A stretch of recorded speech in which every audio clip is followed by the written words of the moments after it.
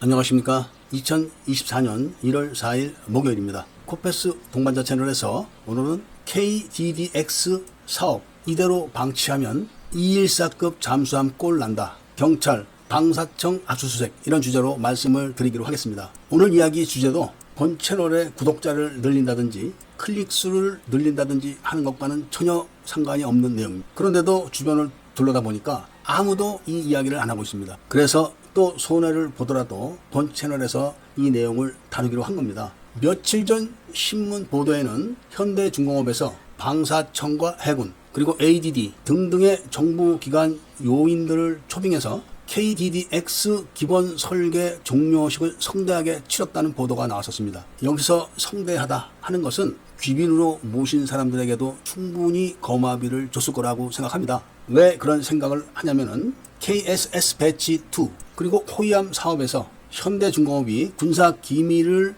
절도한 사건으로 인해 가지고 감점을 받아서 전부 사업 수주를 못했기 때문에 그런 겁니다. 그런데 KDDX 기본 설계는 이미 3년 전에 수주를 한 겁니다. 그리고 KDDX 상세 설계와 초도함 수주, 이것도 지금 현대중공업이 다 하는 걸로 약정이 돼 있다. 이런 게 지금 업계에 파다하게 퍼진 소문입니다. 초도함 한 척만 하는 게 아니라 사실은 6척 전부 다 현대중공업에서 건조하는 걸로 이야기가 돼 있다. 이런 이야기들도 돌고 있지만 그런 이야기가 나도는 가운데 갑자기 경찰에서 방사청을 압수수색을 한 겁니다. 국회 국방위원회에서도 많은 의원들이 강력하게 따졌던 사안인데 방사청장이 현란한 말솜씨로 요리조리 빠져나갔던 겁니다. 그런데 한 경찰 수사관의 끈질긴 노력 덕분에 경찰에서 수상한 문건 하나를 찾았는데 그 문건은 방사청에서 국무총리실로 보고한 문건이라고 합니다. 그 문건에는 군사기밀 유출과 관련된 기업들은 국가방위산업 사업에서 큰 손해를 줘야 된다. 이런 법안을 만들어 달라. 이런 내용이었다고 합니다. 그래놓고 국회에서는 반대로 특혜를 주는 법안을 이야기를 해가지고 방사청에서는 실제로 그렇게 해가지고 현대중공업의 KDDX 기본 설계를 수주를 준 겁니다. 한 경찰관의 집념 어린 노력 끝에 찾아낸 문건으로 인해서 아니 총리실에다가는 기밀 유출과 관련된 기업은 손해를 주겠다 이렇게 법안을 만들어 달라고 해놓고 실질적으로 방사청에서는 기밀 유출과 관련된 기업에다 특혜를 준 게 어떻게 된 거냐 이걸 찾아낸 거죠. 그렇게 해서 일단 압수수색까지는 들어갔는데 이게 제대로 수사가 될지는 두고 봐야 됩니다. 왜냐하면 그동안 ADD, 카이 등등 수많은 방위산업 부정사건에 대해서 엄청난 수사를 했지만 단 한 건도 수사 결과가 제대로 나온 게 없습니다. 이 KDDX 사업은 그야말로 우리나라 국가 전략 자산을 만드는 사업입니다. 현대중공업에서 214급 잠수함을 건조할 때 현대중공업 상무를 방사청장으로 임명을 한 겁니다. 그리고 214급 잠수함 사업 단장에는 잠수함은커녕 수상함이라도 한 번도 타보지도 않은 그런 보안사 해군 중령을 대령으로 진급시켜가지고 사업 단장을 맡긴 겁니다.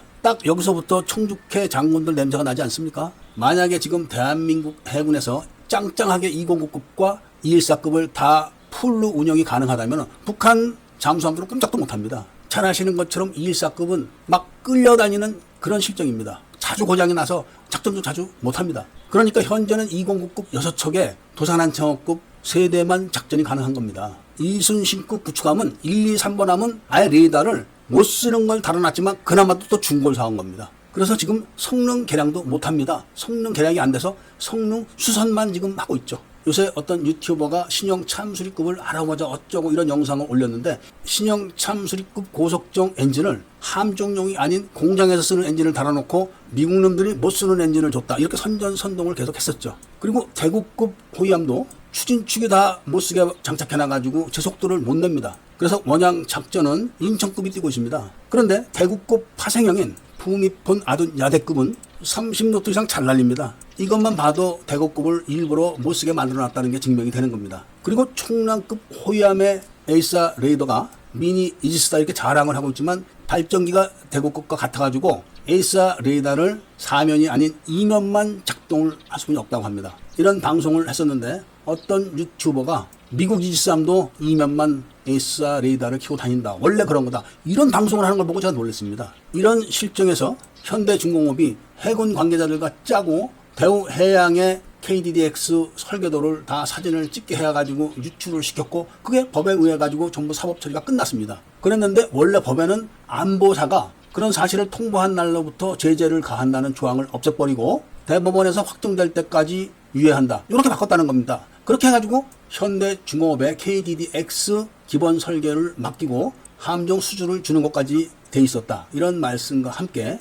반드시 이런 방산 비리는 뿌리를 뽑아야 된다는 말씀을 끝으로 오늘 이야기를 마치고자 합니다. 애국 시민분들과 밀매분들께서는 구독을 꼭 해주시고 좋아요와 알림 설정을 부탁드리고 이야기를 들어주신 데 대해서 감사드립니다.